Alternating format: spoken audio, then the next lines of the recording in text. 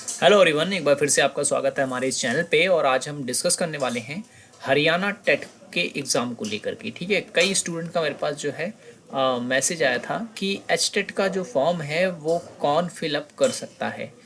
ठीक है, तो मैं आपको इस वीडियो में जो है सब क्लियर करने वाला हूँ, तो वीडियो को एंड तक देखें। वीडियो पसंद आए तो लाइक करें, चैनल को सब्सक्राइब नहीं किया है तो ज़रूर कर लें, ताकि इस तरह की वीडियोस जब जब हम डालें आपको नोटिफिकेशन जो है मिलता रहे।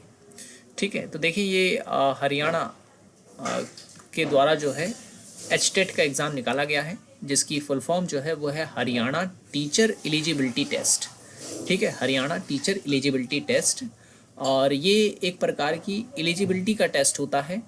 ठीक है, इसे पास करने के बाद जो है आप हरियाणा में आने वाली जो टीचर की वैकेंसी होती है उसके लिए अप्लाई कर सकते हैं।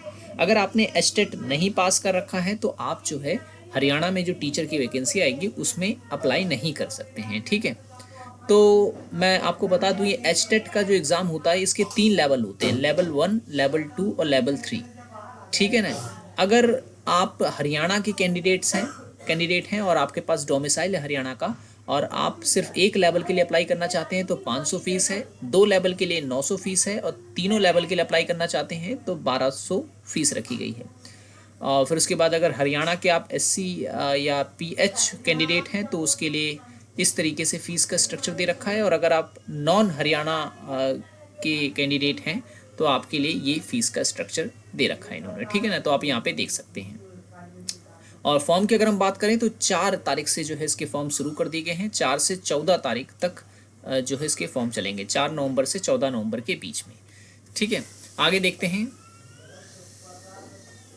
ठीक है, और उसके बाद जो है अगर हम बात करें एलिजिबिलिटी की कि कौन इसको जो है इसमें अप्लाई कर सकता है, तो मैं आपको बता दूं इसमें जो है एलिजिबिलिटी ये बताई गई है कि आपने जो है अगर आप जो है पहली से लेकर 5वीं तक के लिए अप्लाई करना चाहते हैं तो आपने डीएलएड वगैरह किया होना चाहिए। ठीक है, आपने डीएलएड किया होना चाहिए। और अगर आप अप्लाई करना चाहते हैं 6 to 8 लेवल के लिए तो आपने जो है बीएड किया होना चाहिए। और अगर आप पोस्ट ग्रेजुएशन के लिए पीजीटी के लिए अप्लाई करना चाहते हैं तो आपने मास्टर्स की होनी चाहिए। ये जो है बताया गया है एलिजिबिलिटी क्राइटेरिया हरियाणा के द्वारा। ठीक है ना, लेकिन एक चीज़ आपको याद रखनी है, एजुकेशन डिग्री आपके पास जो है होनी चाहिए। ठीक है ना, एजुकेशन डिग्री जैसे प्राइमरी के लिए अगर आप अप्लाई कर रहे हैं तो आपके पास डीएलएड की डिग्री होनी चाहिए, diploma in elementary education. 6 to 8 के लिए आपको बीएड वगैरह होनी चाहिए। पीजीटी के लिए भी आपको एजुकेशनल डिग्री होनी चाहिए। ठीक है, वही सब इसमें क्लियर कर रखा है कि बीएड अगर आपने कर रखी है तो आप इसमें जो है अप्लाई कर सकते हैं। एग्ज़ाम दे के ट्राई करना चाहते हैं तो भी आप कर सकते हैं। ठीक है ना।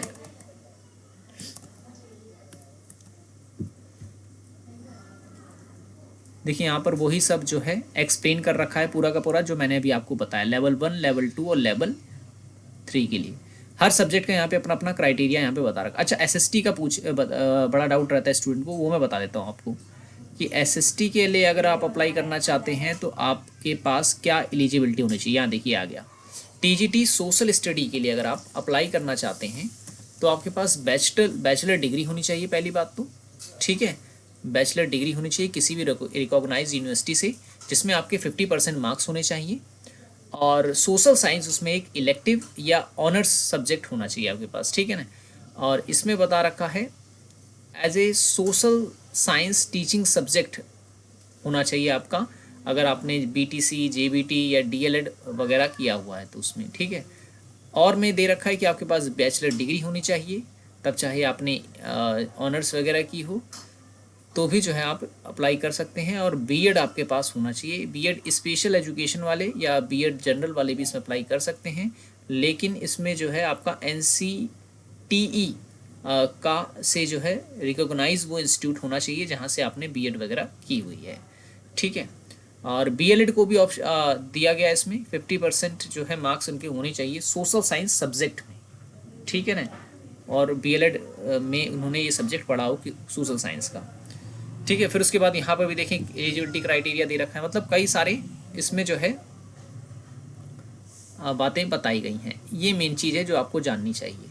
जैसे कि यहाँ पे लिखा हुआ है bachelor degree any 2 subject out of the following with at least 50% marks, ठीक है ना, aggregate individually during all 3 year of the course, यानी कि बैचलर डिग्री जो है आपके पास, ठीक है ना, बैचलर डिग्री अगर आपने कर रखी है तो कोई भी 2 सब्जेक्ट जो होने चाहिए नीचे जो दिए गए हैं उनमें से आपने जो है पढ़े होने चाहिए, और 3 साल तक, ठीक है ना, 3 साल तक, तब चाहे वो हिस्ट्री हो, पॉलिटिकल साइंस हो, इकोनॉमिक्स हो, ज्योग्राफी हो, सोशोलॉजी हो या साइकोलॉजी हो, ठीक है ना। और अगर ऑनर्स डिग्री है किसी के पास तो any of the above mention subject, यानी ऊपर जो सब्जेक्ट मेंशन किए गए हैं उसमें से 2 सब्जेक्ट जो हैं in the first and second year of the course, यानी कि 2 सब्जेक्ट आपने जो है पढ़े होने चाहिए फर्स्ट ईयर में और सेकेंड ईयर में, ठीक है ना, अगर आपने ऑनर्स कर रखी है तो ये जो है एसएसटी वालों के लिए क्राइटेरिया दे रखा है, ठीक है।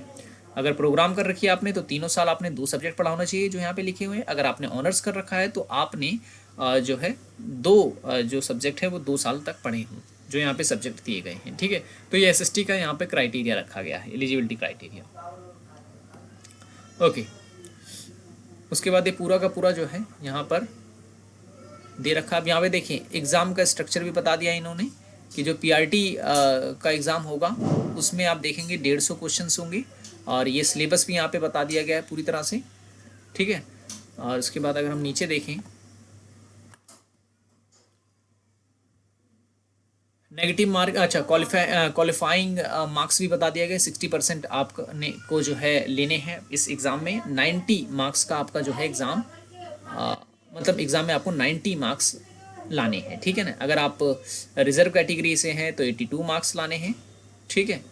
और नेगेटिव मार्किंग अगर हम बात करें तो नहीं है, नेगेटिव मार्किंग इसमें नहीं दी गई है। और फिर यहाँ पे अगर लेवल 2 की बात करें हम यहाँ पे तो बिल्कुल जो है पेपर 1 की तरह ही ये भी एग्ज़ाम होगा, ठीक है। देखिए सिलेबस वगैरह जो है बिल्कुल वैसा ही है, लेकिन अब यहाँ पर अगर पीजीटी वगैरह की बात करें, टीजीटी वगैरह की बात करें तो इसमें सब्जेक्ट स्पेसिफिक जो है वो जोड़ दिया गया है। जैसे कि आप देखिए पीजीटी के लिए अगर आप अप्लाई करते हैं तो आप देखेंगे सब्जेक्ट स्पेसिफिक से आपको जो है 60 क्वेश्चंस देखने को मिलने वाले हैं, ठीक है ना। 60 क्वेश्चन 60 मार्क्स के आपको मिलेंगे। इसमें भी 150 नंबर का ही आपका पेपर होगा अगर आप अप्लाई कर रहे हैं पीजीटी वगैरह के लिए, ठीक है। तो ये जो है सिलेबस का स्ट्रक्चर था, ठीक है। तो अगर आपके पास एलिजिबिलिटी है तो आप लोग इसे अप्लाई करें, बहुत ही अच्छी अपॉर्चुनिटी है। और हरियाणा में जो वैकेंसी है वो अब आने ही वाली है। हालांकि पहले एक वैकेंसी निकल गई, लेकिन अब जो है फिर से 2025 में वैकेंसी आने के इसके चांसेस हैं, इसलिए जो है टेट का एग्ज़ाम करवाया जा रहा है। फ़ोटो वगैरह में किसी प्रकार की कोई गड़बड़ नहीं करनी है, सब कुछ यहाँ पे दे रखा है। और अगर आप ये पूरा का पूरा नोटिफिकेशन पढ़ना चाहते हैं तो पढ़ सकते हैं। हरियाणा टेट की वेबसाइट पे जो है अगर आप सर्च भी करेंगे तुरंत आपको जो है हरियाणा पब्लिक सर्विस कमीशन की वेबसाइट पे जो है ये आपको डाउनलोड करने को मिल जाएगा, ठीक है ना। या तो आप यहाँ डाउनलोड कर सकते हैं board of school education Haryana, यहाँ से भी इस यहाँ की वेबसाइट पे भी आपको ये डाउनलोड करने को मिल जाएगा। तो ये वीडियो में इतना ही। अगर किसी प्रकार का और डाउट है तो आप मुझे कमेंट कर सकते हैं। Thanks for watching this video.